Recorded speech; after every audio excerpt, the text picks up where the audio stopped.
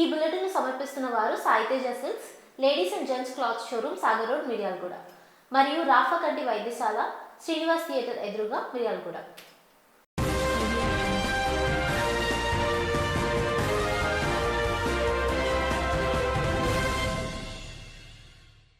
నమస్తే, KT news కి స్వాగతం. ముందుగా హెడ్లైన్స్. చదువుల వేదిక అయిన ఉస్మానియా యూనివర్సిటీని అంతర్జాతీయ స్థాయిలో అభివృద్ధి చేస్తా సీఎం రేవంత్ రెడ్డి. నోరారా అన్న అని ఆప్యాయంగా పిలుచుకునే సీఎం మన రేవంత్ అన్న. ప్రొఫెసర్ ఖాసీ. ఇంగ్లీష్ రావడం గొప్ప విషయం ఏమీ కాదని, ఇంగ్లీష్ రాని దేశాలు ఎన్నో ఉన్నాయని, యువతకు మనసు ఉంటే ఏదైనా సాధిస్తారని ముఖ్యమంత్రి రేవంత్ రెడ్డి అన్నారు. డ్రగ్స్ సరఫరా చేస్తూ పట్టుబడిన బీజేపీ మంత్రి సోదరుడు. మధ్యప్రదేశ్ రాష్ట్రంలోని సాత్నా నగరంలో డ్రగ్స్ స్మగ్లింగ్ చేస్తున్న ముఠాను పట్టుకున్న పోలీసులు. నల్గొండ జిల్లాలో పోలింగ్ కేంద్రం వద్ద ఉద్రిక్తత. మాజీ MLA Kancharla Bhupal Reddy, dairy corporation chairman Gutta Amit Reddy మధ్య మాటల యుద్ధం. గూగుల్ సీఈఓ సుందర్ పిచాయ్తో ఆంధ్రప్రదేశ్ ఐటీ మరియు విద్యాశాఖల మంత్రి నారా లోకేష్ భేటీ. ఆంధ్రప్రదేశ్ మంత్రులపై సీఎం చంద్రబాబు మరోసారి అసంతృప్తి. తెలంగాణ చైతన్యానికి ప్రతీక అయిన ఉస్మానియా యూనివర్సిటీ చదువుల వేదిక అని, దీన్ని అంతర్జాతీయ స్థాయిలో అభివృద్ధి చేయాలన్న సంకల్పం తీసుకున్నా అని సీఎం రేవంత్ రెడ్డి అన్నారు. మొదట విడతగా 1000 కోట్లతో అభివృద్ధికి శ్రీకారం చుడుతున్నామని, ప్రతి తెలంగాణ బిడ్డకు ఉన్నత ప్రమాణాలతో కూడిన విద్యను అందించడమే మా ప్రభుత్వ ప్రాధాన్యత అన్నారు. యూనివర్సిటీ అభివృద్ధికి సంబంధించి మాస్టర్ ప్లాన్ డిజైన్లపై విద్యార్థుల నుండి ఫీడ్బ్యాక్ కోసం క్యూఆర్ కోడ్ను విడుదల చేశారు. మిత్రులారా, ఉస్మానియా యూనివర్సిటీకి రావాలి, ఆర్ట్స్ కళాశాల ముందు నిలబడి ఇక్కడ చదువుకుంటున్న విద్యార్థుల యొక్క ఆకాంక్షల్ని అడిగి తెలుసుకోవాలి. ఒకనాడు తెలంగాణ ఉద్యమ సందర్భంగా ఈ వేదిక మీద నుంచే స్వరాష్ట్ర ఆకాంక్షను బలంగా వినిపించి 4 కోట్ల తెలంగాణ ప్రజల యొక్క ఆకాంక్షను ఈనాడు సాధించిన తెలంగాణ రాష్ట్రంలో సమస్యలు పరిష్కారం అయినవా లేదా, ఒకనాటి తెలంగాణ చరిత్రను భవిష్యత్ ప్రణాళికలుగా మార్చుకొని నిర్ణయాలు తీసుకోవాలని మీ అందరినీ కలవాలని నిర్ణయించుకున్నా. మా తమ్ముళ్ళు, మా చెల్లెండ్లు తెలంగాణ భవిష్యత్తుకు పునాదులు వేసే మా యువమిత్రులు ఉన్న ఉస్మానియా యూనివర్సిటీ ఆర్ట్స్ కళాశాల దగ్గరికి వెళ్ళడానికి ధైర్యం కాదు కావాల్సింది, అభిమానం కావాలి. గుండెల నిండా అభిమానాన్ని నింపుకొని ఈనాడు ఈ ఆర్ట్స్ కళాశాల ముందు నిలబడి మన భవిష్యత్ ప్రణాళికలను రచించుకోవడానికి నేను ఇక్కడికి రావడం జరిగింది. విద్యార్థుల సూచనలు తీసుకొని తెలంగాణ మేధావుల యొక్క అనుభవాలను రంగరించి ఈ విశ్వవిద్యాలయాన్ని అంతర్జాతీయ ప్రమాణాలతో తీర్చిదిద్దాలని ఈనాడు ఒక మంచి సంకల్పంతోని, ఆలోచనతోని నేను ఇక్కడికి రావడం జరిగింది. మిత్రులారా, గ్లోబల్ సమ్మిట్ వేదిక మీద ప్రపంచ స్థాయి ప్రముఖులు అందరూ హాజరైన వేదిక మీద నుంచి నేను ఒక అంశాన్ని ప్రస్తావించిన. ఈ దేశంలో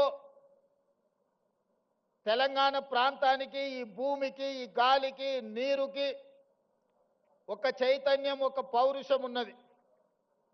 ఈ చైతన్యం, ఈ పౌరుషానికి చదువుతో సంబంధం లేదు. ఎవడైతే మన మీద ఆధిపత్యం చెలాయించాలనుకుంటాడో,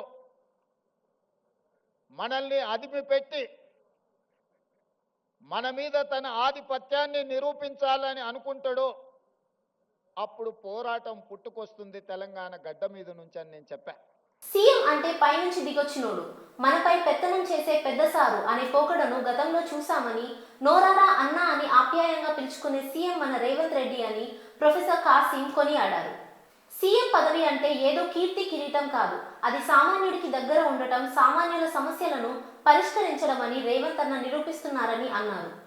లక్ష్మణ్ గారి ఆధ్వర్యంలో మేము ముగ్గురం వెళ్ళి సీఎం గారిని, అన్నా ఒక్కసారి ఉస్మానియా విశ్వవిద్యాలయానికి రండి, అక్కడ ఉన్న సమస్యలు చూడండి, ఆ సమస్యలను పరిష్కరించడానికి ఒక ఆలోచన చేయండి, మీరు తలుసుకుంటే విశ్వవిద్యాలయం రూపురేఖలు మారుతాయని మేము ఒక రిక్వెస్ట్ పెట్టగానే ఆయన ఒక మాట అన్నాడు, వైస్ ఛాన్సలర్ గారు, మంత్రి గారు, ప్రొఫెసర్ గారు వస్తున్నా మీరు ఏర్పాట్లు చేసుకోండి అన్నాడు.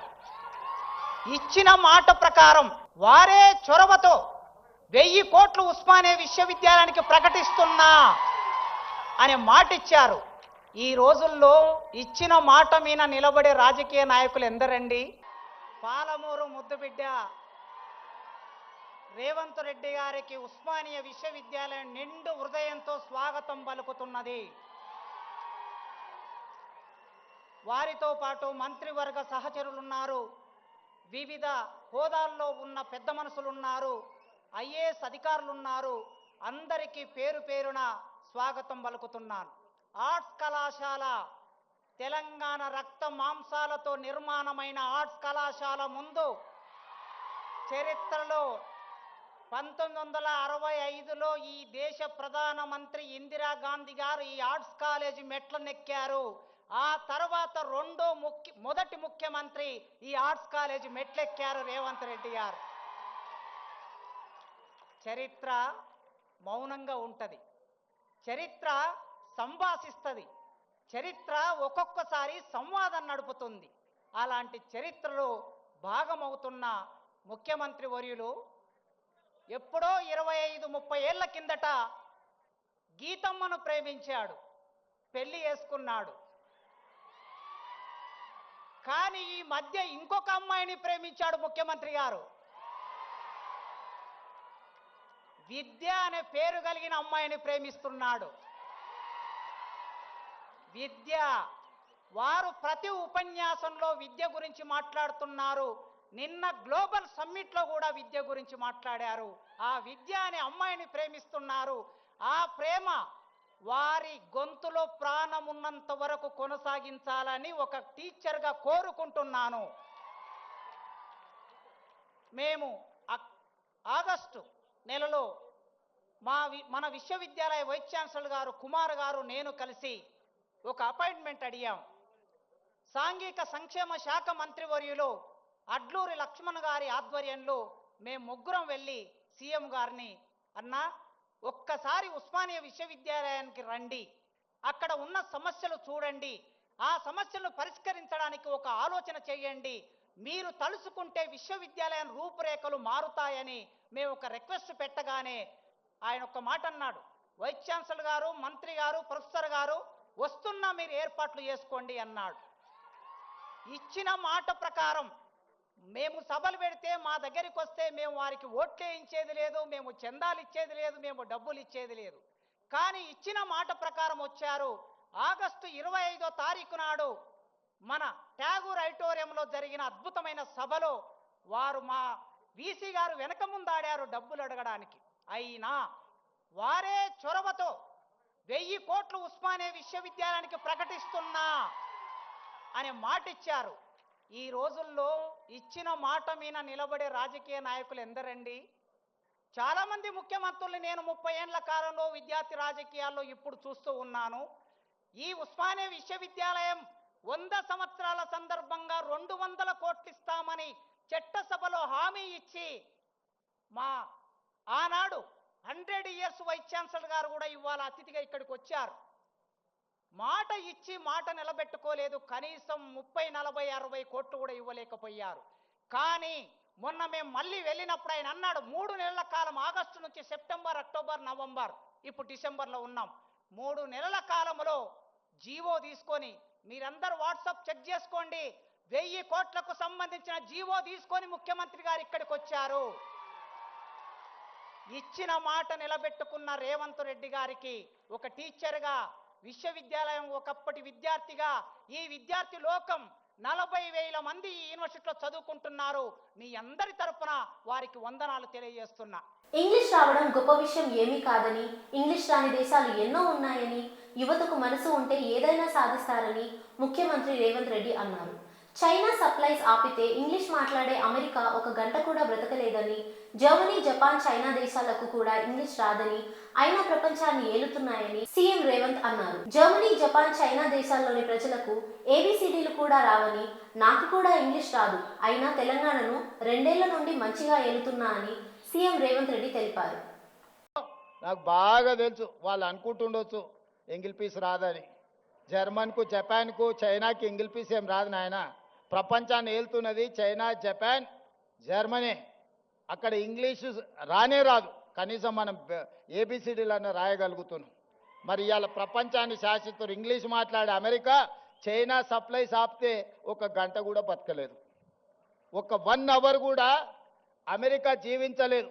అమెరికా ఎంత అప్పు ఉందంటే చైనాకు, వాడు నా అప్పు మొత్తం కట్టడానికి వంగబెట్టి బండ పెడితే మొత్తం అమెరికాని చైనాకు అప్పచెప్పాల్సి వస్తుంది. వానికి ఇంగ్లీష్ వచ్చా?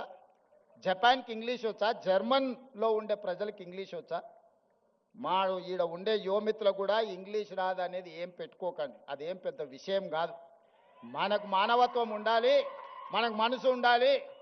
ఇవాళ రాష్ట్రాన్ని నేను పరిపాలిస్తలేనానే మంచిగా 2 ఏళ్ళ నుంచి మీరే చూసారు కదా. కావాలంటే 10 మంది ఇంగ్లీష్ వచ్చిన వాళ్ళని ఉద్యోగస్తులను పెట్టుకుంటే మాట్లాడవా అని చెప్పొచ్చు ఒకరి తర్వాత ఒకరిని. డ్రగ్స్ సరఫరా చేస్తూ పట్టుబడిన బీజేపీ మంత్రి సోదరుడు పోలీసులకు చిక్కాడు. మధ్యప్రదేశ్ రాష్ట్రంలోని సాత్నా నగరంలో డ్రగ్స్ స్మగ్లింగ్ చేస్తున్న ముఠాను పోలీసులు పట్టుకున్నారు. బీజేపీ మంత్రి ప్రతిమా బాగ్రి సోదరుడు అనిల్ బాగ్రి నుండి తమకు డ్రగ్స్ వచ్చాయని నిందితులు పోలీసులకు తెలిపినట్లు సమాచారం. దీంతో పోలీసులు అనిల్ బాగ్రి మీద కేసు నమోదు చేసి దర్యాప్తు చేస్తున్నారు. తన సోదరుడి డ్రగ్స్ సరఫరా చేస్తూ దొరికిన విషయంపై స్పందించమని అడగగా జర్నలిస్టుల మీద మండిపడుతూ బీజేపీ మంత్రి ప్రతిమా బాగ్రి వెళ్లిపోయారు. मैम, आपके भाई पकड़े हैं गांजा तस्करी में, क्या कहेंगे? जबरदस्ती की बात क्यों करते हो तुम लोग? नहीं, आप बता दीजिए, अपना पक्ष बता दीजिए, क्या कहेंगे?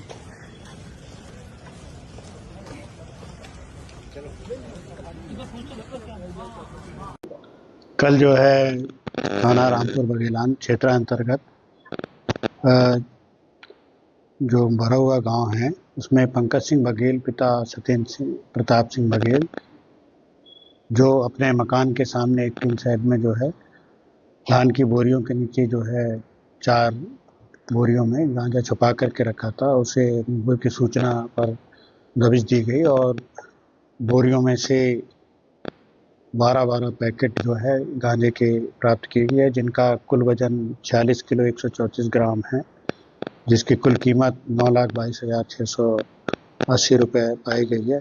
आरोपी के विरुद्ध जो है 8/20 NDPS एक्ट का मामला पंजीबद्ध किया जाकर के प्रकरण अनुसंधान में लिया गया है और इसी मामले में उसके द्वारा बताया गया है कि यह गांजा जो है अनिल बागरी पिता जय प्रताप बागरी एवं शैलेंद्र सिंह राजावत से प्राप्त किया गया था, जिनके विरुद्ध भी 8/20 एवं 29 NDPS एक्ट के अंतर्गत प्रकरण पंजीबद्ध कर विवेचना में लिया गया है। నల్గొండ జిల్లాలో జరిగిన ఎన్నికల పోలింగ్ కేంద్రం వద్ద ఉద్రిక్తత చోటు చేసుకుంది. మాజీ MLA Kancharla Bhupal Reddy, dairy corporation chairman Gutta Amit Reddy మధ్య మాటల యుద్ధం జరిగింది. నల్గొండ జిల్లా చిట్యాల మండలం ఉరుమట్ల గ్రామంలో పంచాయతీ ఎన్నికల పోలింగ్ కేంద్రం వద్ద మాజీ MLA Kancharla Bhupal Reddy, dairy corporation chairman Gutta Amit Reddy మాటల యుద్ధానికి దిగారు.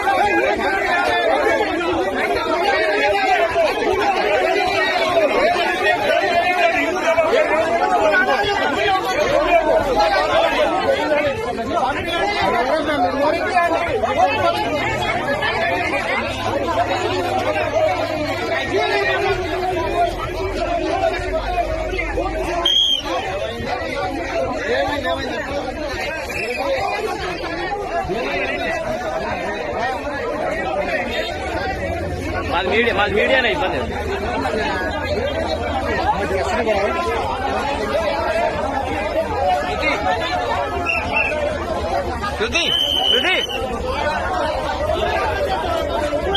నడుస్తుంది.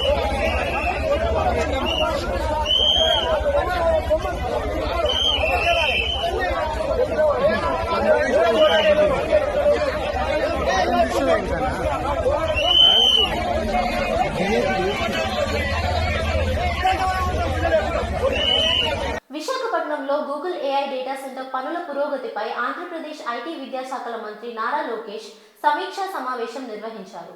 గూగుల్ సీఈఓ సుందర్ పిచాయ్తో భేటీ అయ్యారు. డ్రోన్ సిటీలో అసెంబ్లింగ్ యూనిట్ ఏర్పాటు చేయాలని సూచించారు.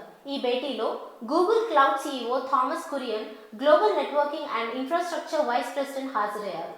ఆంధ్రప్రదేశ్ మంత్రులపై సీఎం చంద్రబాబు అసంతృప్తి వ్యక్తం చేశారు. మంత్రుల పనితీరులో ఎలాంటి మార్పు లేదని, చాలా మందికి తమ శాఖల్లో ఏం జరుగుతుందో తెలుసుకోవడం లేదని అన్నారు. కేంద్ర నిధులు తేవడం, వినియోగంలో విఫలమయ్యారని, మంత్రులు ఒక్కరోజు ఢిల్లీకి వెళ్లడంలో నష్టం లేదని, ఇకనైనా మంత్రుల పనితీరు మార్చుకోవాలని సీఎం చంద్రబాబు సూచించారు. రిసోర్సెస్ లేక అవస్థ పడతా ఉంటే ఇచ్చిన డబ్బులు ఖర్చు పెట్టకుండా మీరు కాలయాపన చేయడం కరెక్ట్ కాదు, ల్యాబ్స్ కావడం కరెక్ట్ కాదు. This is one source we can get more funds. Government of India kitty is a bigger kitty. మన దగ్గర రిసోర్స్ క్రంచ్ ఉంది.